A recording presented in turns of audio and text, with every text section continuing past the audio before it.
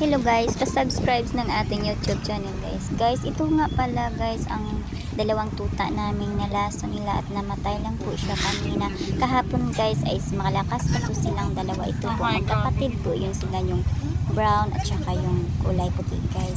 So nilason po ng kapitbahay namin guys. At saka kawawa naman po sila. Wala po silang alam kung anong ginagawa sa nila. At saka itong malaki po guys, may kapatid din po yan. Nilason din nila yung una pa lang ka. Tapos ito, yung kapitbahay namin yan po yun guys. O yan. Kay Yan. po sa At saka ito naman yung bahay namin. At saka ito po guys, kung may maliit na kalanggaliyak yan guys. Tapos may mga driver na mga tricycle na kumakain din yun guys. Siguro guys, nag-isa nila ng pagkain na mayroong lason. Ito po, si mamang po yun guys. Ayun guys, kawawa po. Kawawa sila. At hindi lang po yan guys ang una na ginawa nila. Nilason din nila yung una ng aso. Dalawa din po yung namatay. Kaya kawawa naman po sila guys. Ng mga walang puso po. Kasi kaya nilang magpatay ng aso. Salamat sa panonood.